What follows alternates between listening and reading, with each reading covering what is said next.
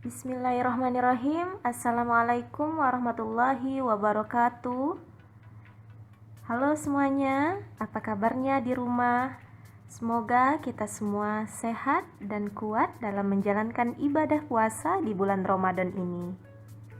Baiklah, masuk materi selanjutnya mengenai aliran filsafat rekonstruksionisme sosial. Bersama saya, Sri Rahma Ramadhani. Di sini saya akan membahas pengertian dan sejarah rekonstruksionisme sosial, landasan filosofisnya, dan terakhir pendidikan dalam perspektif rekonstruksionisme sosial. Pertama, pengertian dan sejarah rekonstruksionisme sosial.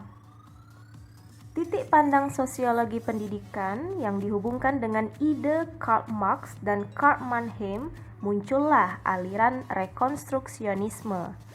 Rekonstruksionisme sosial dengan tokoh-tokoh seperti Harold Roth, George Kant, dan Theodor Bremel menaruh perhatian yang besar pada hubungan antara kurikulum sekolah dan perkembangan politik, sosial, dan ekonomi suatu masyarakat. Aliran ini berpendapat bahwa sekolah harus mendominasi atau mengarahkan perubahan atau rekonstruksi pada tatanan sosial pada saat ini. Jadi maksudnya, rekonstruksionisme merupakan kelanjutan dari aliran progresivisme.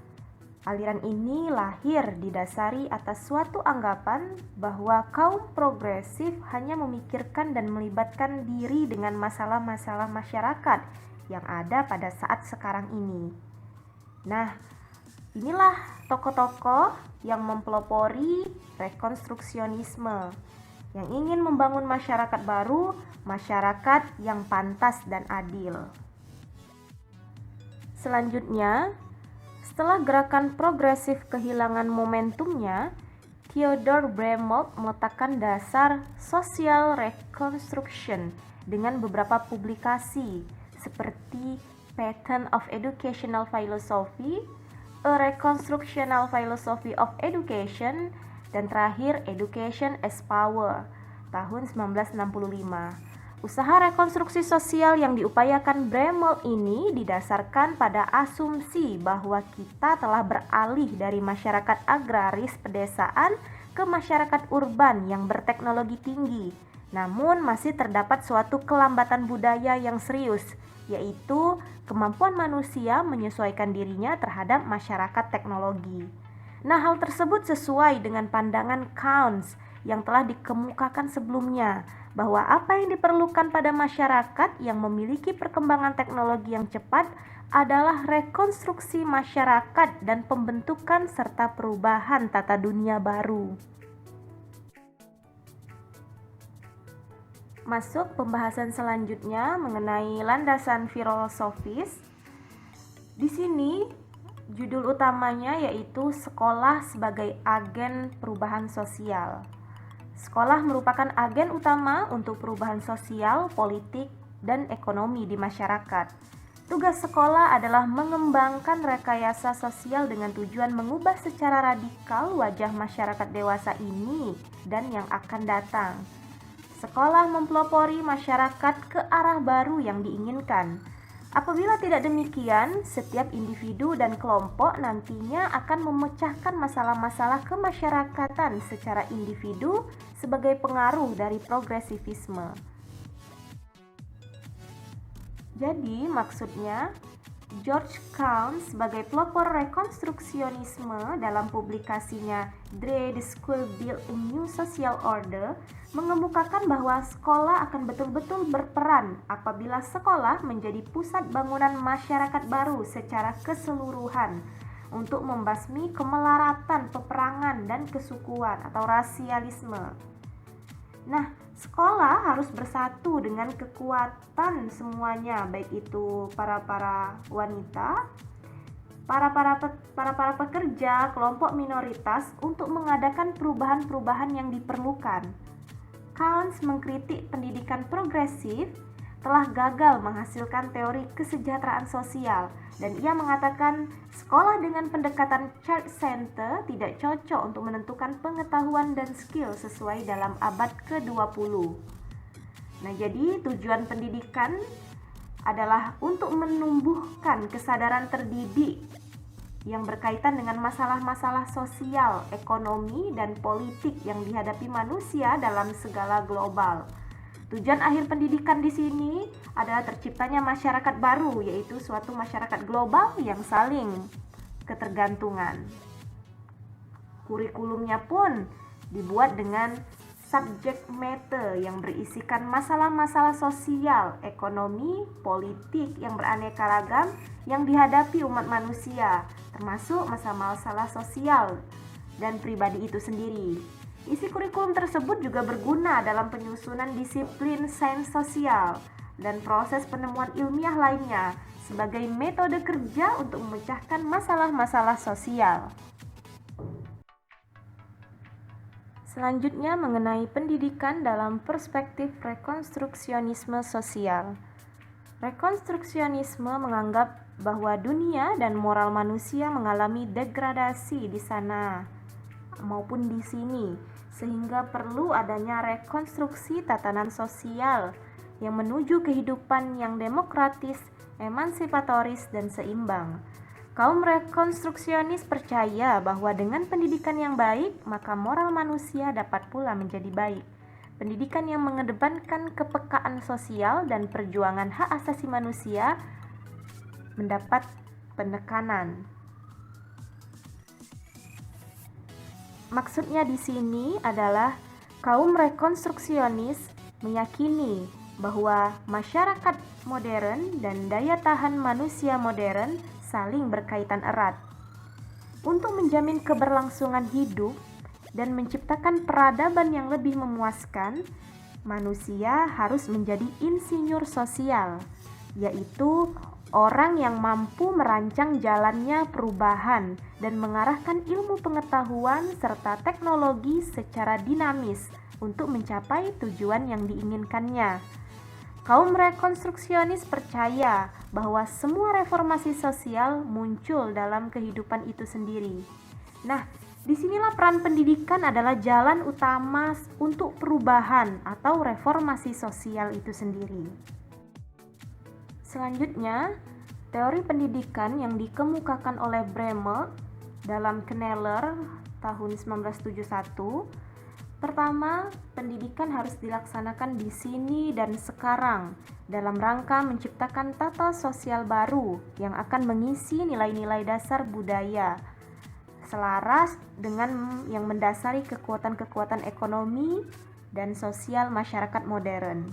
Maksudnya adalah kekuatan teknologi yang sangat hebat harus dimanfaatkan untuk membangun umat manusia, bukan untuk menghancurkannya. Jadi, masyarakat harus diubah bukan melalui tindakan politik, melainkan dengan cara yang sangat mendasar, yaitu melalui pendidikan bagi para warganya, menuju suatu pandangan baru tentang hidup dan kehidupan bersama. Kedua, masyarakat baru harus berada dalam kehidupan demokratis sejati, yang dimana sumber dan lembaga utama dalam masyarakat dikontrol oleh warganya sendiri. Jadi, semua yang memengaruhi harapan dan hajat masyarakat seperti sandang, pangan, papan, kesehatan, industri, dan sebagainya, semuanya akan menjadi tanggung jawab rakyat itu melalui wakil-wakil yang dipilihnya. Jadi, masyarakat ideal adalah masyarakat yang demokratis dan harus direalisasikan secara demokrasi. Ketiga, anak, sekolah, dan pendidikan dapat dikondisikan oleh kekuatan budaya dan sosial. Jadi maksudnya, pendidikan itu merupakan realisasi dari sosial. Melalui pendidikan, individu tidak hanya mengembangkan aspek-aspek sosialnya, melainkan juga belajar bagaimana keterlibatannya dalam perencanaan sosial di masyarakat. Keempat, Guru harus meyakini terhadap validitas dan urgensi dirinya dengan cara bijaksana yang memperhatikan prosedur secara demokratis. Maksudnya adalah guru harus melaksanakan pengujian secara terbuka terhadap fakta-fakta yang ada, walaupun bertentangan dengan pandangannya. Contoh, guru menghadirkan beberapa pemecahan alternatif dengan jelas, dan ia memperkenankan siswa-siswanya untuk mempertahankan pandangan-pandangan mereka sendiri atau opini mereka. Dan terakhir adalah harus meninjau kembali penyusunan kurikulum, isi pelajaran, metode yang dipakai, struktur administrasi, dan cara bagaimana guru dilatih.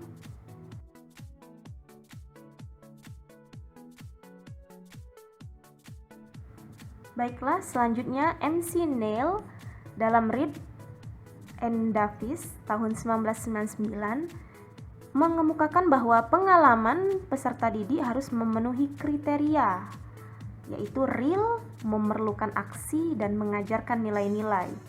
Yang pertama, peserta didik harus fokus pada satu aspek dari komunitas yang menurut mereka harus dilakukan perubahan dengan usaha mereka sendiri. Kedua, peserta didik harus bertindak aktif dalam memecahkan masalah yang dihadapi komunitas dengan tidak sekedar menelitinya. Maksudnya adalah tindakan yang bertanggung jawab di dalamnya termasuk bekerja bersama komunitas tersebut, yakni memberi informasi pada komunitas mengenai permasalahan sosial yang dihadapinya dan mengambil posisi yang jelas untuk isu-isu yang kontroversial. Maksudnya adalah pengalaman belajar harus memberikan kesempatan pada siswa untuk menunjukkan pendapat dan sikapnya, benar atau salah, suka atau tidak suka terhadap suatu kondisi masyarakat atau fenomena yang telah terjadi. Ketiga, peserta didik harus membentuk sistem nilai yang koheren.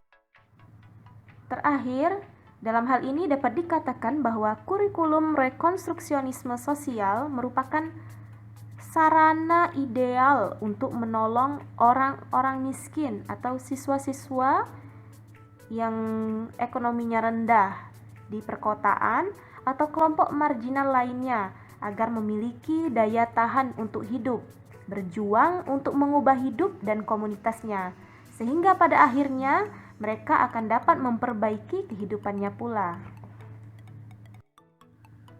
Baiklah, ini referensi yang saya gunakan. Semoga penjelasan ini dapat bermanfaat bagi kita semua. Baiklah, terima kasih atas partisipasinya. Sebelum saya mengakhiri, silahkan bertanya apabila masih ada yang kurang dipahami. Dan jangan lupa di like, comment, and subscribe ya. Wassalamualaikum warahmatullahi wabarakatuh.